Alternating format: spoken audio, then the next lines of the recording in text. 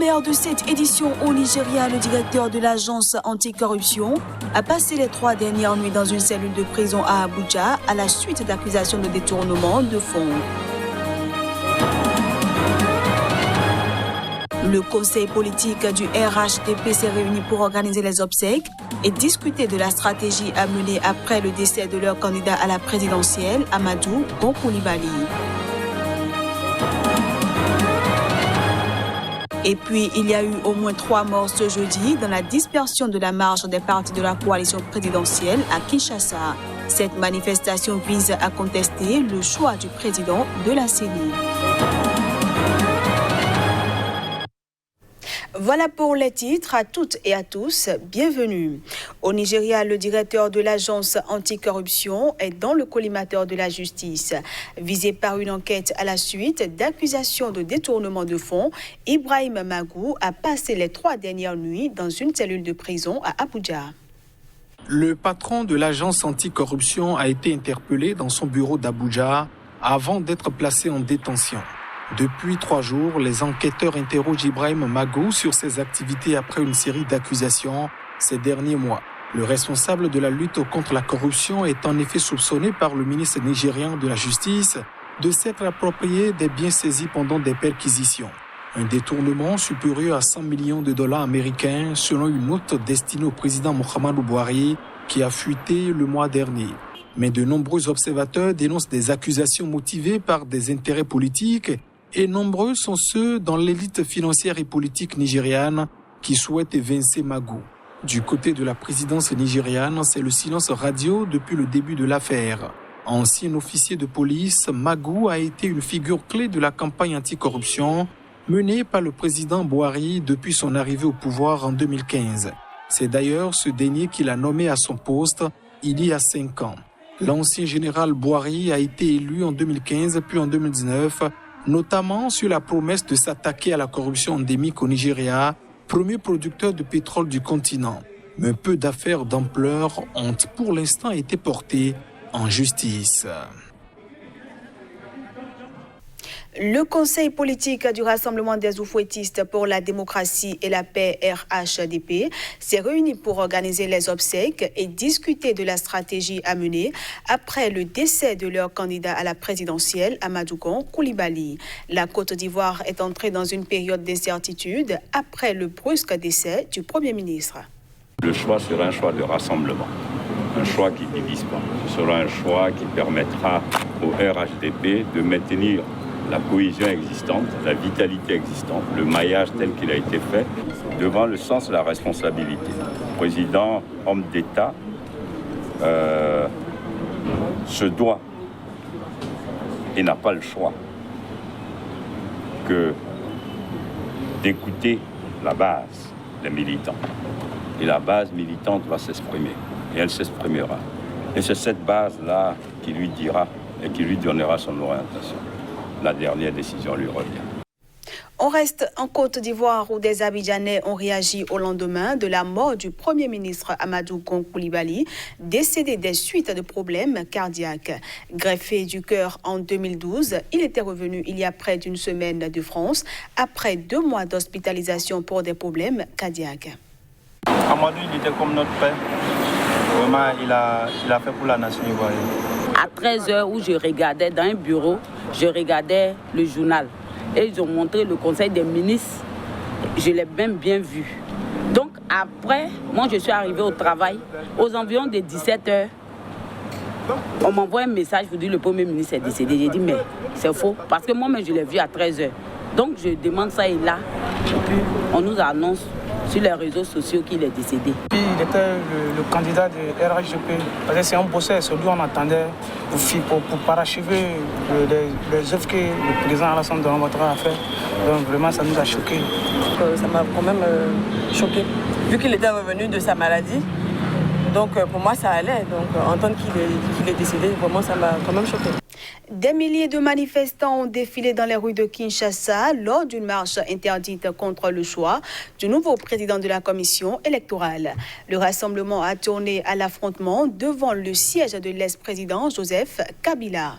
2 manifestants et un policier ont été tués ce jeudi lors des marches interdites et réprimées contre le choix du nouveau président de la commission électorale.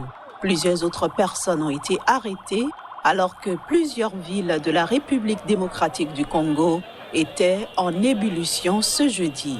Les manifestants soupçonnent Ransa Malonda d'être proche de la coalition FCC de l'ancien président Kabila.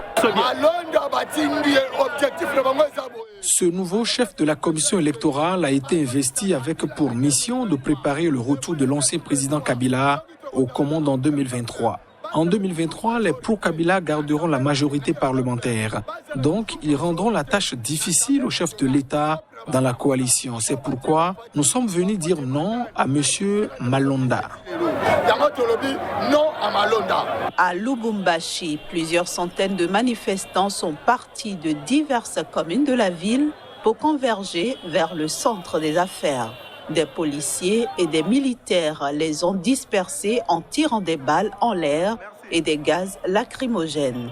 D'autres marches et d'autres incidents ont été signalés à Kisangani, Beni, Kananga. Les appels à manifester sont lancés en ordre dispersé.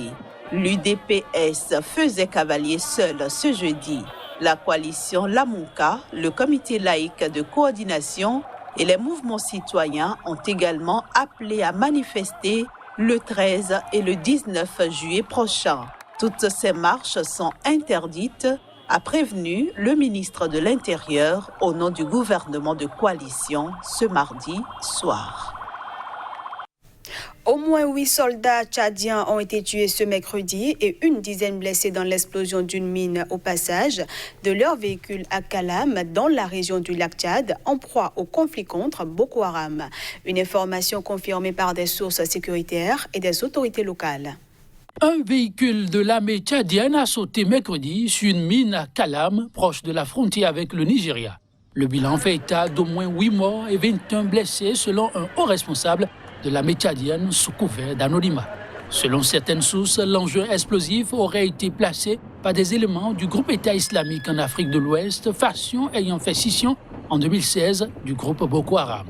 Dans l'explosion de cette mine mercredi, un commandant de la gendarmerie a notamment trouvé la mort selon le haut responsable militaire tchadien. Plus tard, dans la même journée, des échanges de tirs ont également eu lieu entre des djihadistes et l'armée tchadienne à Bakaram, dans la même région.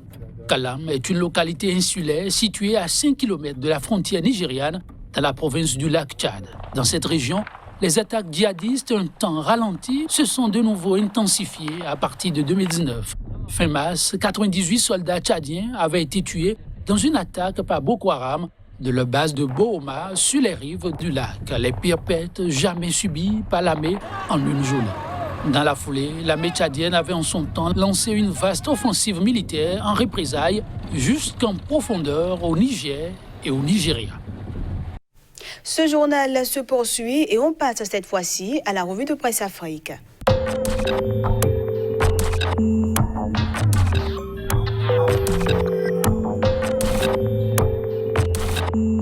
Bienvenue à toutes et à tous à cette revue de presse Afrique. Commençons notre tournée par l'extrême nord du Cameroun, confronté aux exactions de Boko Haram. L'œil du Sahel écrit que des parlementaires réclament un plan de reconstruction. Le Messager renchérit, le bire sur les braises du défi sécuritaire. Région du centre, sud, est, s'intéresse la revue quand les élites fabriquent la pâte du déshonneur. Du côté du Sénégal, Sud Quotidien se penche sur la gouvernance et titre « C'est dossier chaud du mandat ». L'AS parle plutôt du cumul de fonctions de PCD et de ministres, Moussa Baldé dans l'illégalité continue. Puis Direct News préfère s'intéresser au dossier Sénélec et affiche un océan de nébulosité.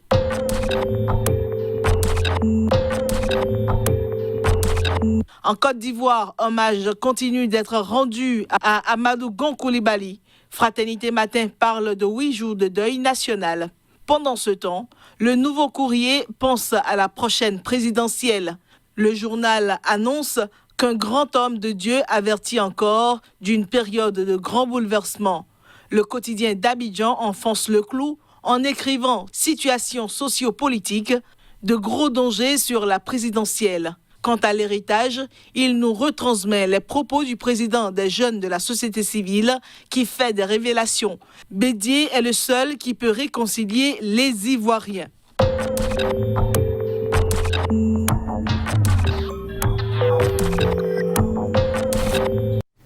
Et c'est la fin de cette édition que je vous remercie d'avoir suivi.